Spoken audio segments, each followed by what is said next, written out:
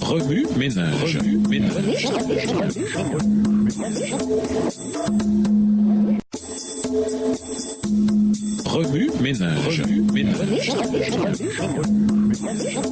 Bienvenue à votre émission. Remue-ménage. Nous voilà à la leçon 6, le processus du discipulat, la préparation. Lisons Luc 8, les versets 5 à 15. Luc 8, les versets 5 à 15. Un semeur sortit pour semer sa semence. Comme il semait, une partie de la semence tomba le long du chemin. Elle fut foulée aux pieds et les oiseaux du ciel la mangeaient. Une autre partie tomba sur le roc. Quand elle fut levée, elle sécha parce qu'elle n'avait point d'humidité. Une autre partie tomba au milieu des épines. Les épines crurent avec elle et l'étouffèrent. Une autre partie tomba dans la bonne terre. Quand elle fut levée, elle donna du fruit au centuple. Après avoir ainsi parlé, Jésus dit à haute voix, que celui qui a des oreilles pour entendre, entende. Ses disciples lui demandèrent ce que signifiait cette parabole. Verset 10, il répondit, « Il vous a été donné de connaître les mystères du royaume de Dieu, mais pour les autres, cela leur est dit en parabole, afin qu'en voyant, ils ne voient point, et qu'en entendant, ils ne comprennent point. Voici ce que signifie cette parabole. La semence, c'est la parole de Dieu. Ceux qui sont le long du chemin, ce sont ceux qui entendent, puis le diable vient et enlève de leur cœur la parole de peur qu'ils ne croient et soient sauvés. Ceux qui sont sur le roc, ce sont ceux qui, lorsqu'ils entendent la parole, la reçoivent avec joie, mais ils n'ont point de racines. Ils croient pour un temps et ils succombent au moment de la tentation. Ce qui est tombé parmi les épines, ce sont ceux qui, ayant entendu la parole, s'en vont et la laissant étouffer par les soucis, les richesses et les plaisirs de la vie, et ils ne portent point de fruits qui viennent à maturité. Ce qui est tombé dans la bonne terre, ce sont ceux qui, ayant entendu la parole avec un cœur honnête et bon, la retiennent et portent du fruit avec persévérance. Introduire l'analogie de l'agriculture. Bien que notre société soit imprégnée de technologies, de commodités, d'automatisation et de numérisation, il existe un sentiment de lassitude vis-à-vis de la high-tech qui a commencé à empiéter sur notre fascination pour celle-ci. Les générations montantes semblent opter pour des maisons plus petites. Un retour à la nature, une alimentation biologique et saine, le tout dans un contexte de préoccupation environnementale croissante. Bien que nous soyons quelque peu éloignés des stades agraires de la civilisation, nous devons manger et avons besoin de l'agriculture pour survivre. Il est étonnant que le Christ se soit servi d'illustrations tellement fondamentales pour l'expérience humaine qu'elles ne seront jamais obsolètes. Même les disciples citadins doivent manger et connaissent les concepts de base de l'agriculture. Le Christ utilisait chaque jour ses activités familières pour illustrer des vérités spirituelles plus grandes. C'était là l'une de ses méthodes d'enseignement. Alors que la parole elle-même contient de nombreux principes à exploiter dans le contexte de Luc 8, nous nous pencherons au cours des 5 prochaines semaines sur le processus du discipulat par l'illustration de l'agriculture. Aussi connu sous le nom de cycle de croissance, le cours de gagneur d'âme, de discipulat et d'évangélisation est assimilé à l'activité de cultiver des aliments. Ceci comporte 4 étapes: préparer le sol, semer, cultiver les plants, moissonner, conserver la récolte. Cette semaine, nous approfondirons l'étape de la préparation du sol. Avant même la moisson et les semailles, une œuvre préparatoire cruciale doit se faire pour s'assurer du processus d'une croissance saine et d'une abondante récolte pour les disciples. De même que le jardin doit être préparé pour recevoir la semence naturelle, de même aussi le cœur doit l'être pour recevoir la semence de la vérité. Texte tiré du livre Le foyer chrétien au chapitre 21 à la page 138, livre écrit par Ellen G. White. Remue-ménage, écrivez Luc 8 et versets 5 à 15 à partir de la version biblique de votre choix. Vous pouvez également réécrire le passage avec vos propres mots, tracer les grandes lignes du chapitre ou en faire une carte heuristique. Au revoir. Et à demain si Dieu veut.